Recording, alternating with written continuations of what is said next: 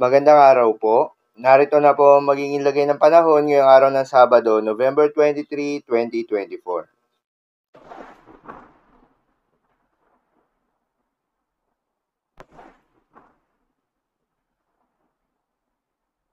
Sa kasalukuyan na tayo sa pag-asa, patuloy na nakakaapekto itong northeast monsoon o hanging amihan sa may extreme northern Luzon.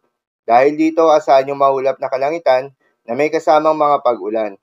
Habang easterlies naman o yung mainit na hangin galing sa karagatang Pasipiko, ang nakakaapekto naman sa nalalabing bahagi ng ating bansa dahil dito asahan yung maliwalas na umaga hanggang sa tanghali. Ngunit pagsapit ng hapon o gabi ay asahan yung mataas na tsansa ng mga pag-ulan o thunderstorms.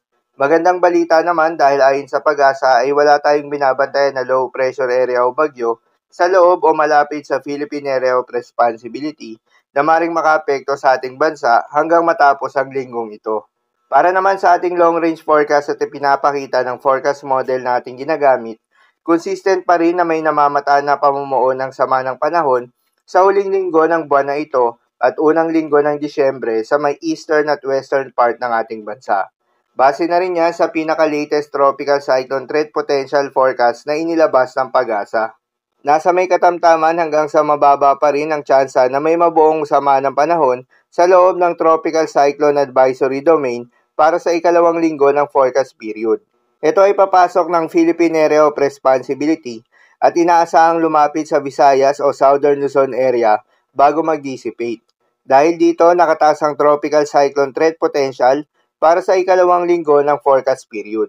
Paalala lamang po na ang mga nasabing forecast ay posible pa poong magbago. Kaya naman patuloy lamang magantabay sa mga update na ating ilalabas at ng pag-asa.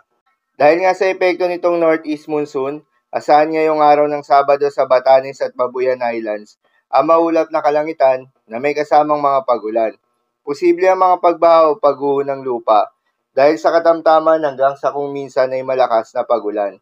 Habang sa Eastern Visayas, Caraga, Davao Region, Northern Mindanao, Zamboanga del Norte at Palawan ay asahan naman yung maulap na kalangitan na may kalat-kalat na mga pag-ulan at thunderstorms. Dulot naman yan ng easterlies. Posible rin ang mga pagbaha o pagguho ng lupa dahil sa kasamtaman hanggang sa kung minsan ay malakas na pag-ulan. Habang sa Metro Manila at nalalabing bahagi pa ng ating bansa, ay asahan naman yung bahagyang maulap hanggang sa maulap na kalangitan na may kalat-kalat na mga pag-ulan o thunderstorms. Dulot pa rin yan ng easterlies. Posible rin ang mga pagbaha o pagguho ng lupa during severe thunderstorms. Madalas nabobo ang mga thunderstorms na ito tuwing hapon o gabi na nagtatagal ng 1 hanggang 2 oras. Kaya naman ingat sa mga posibleng banta ng pagbaha o pagguho ng lupa. Para naman sa magiging lagay ng mga dagat baybayin, ayon sa pag-asa ay may nakataas pa rin na gale warning sa may coastal waters ng Batanes at Babuyan Islands. Dahil yan sa northeast monsoon o hanging amihan. Ayon sa pag-asa ay huwag munang pumalaot yung mga kababayan nating mangingisda at yung may mga maliliit na sasakyan pandagat dahil inaasahan yung maalon hanggang sa napakaalon na karagatan. Habang sa nalalabing seaboards ng ating bansa ay asahan naman yung banayad hanggang sa katamtaman ng mga pag-alon.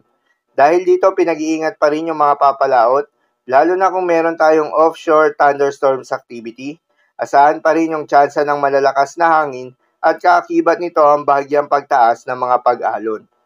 So, hinamok po para sa lagay ng panahon ngayong araw ng Sabado. Keep safe, everyone.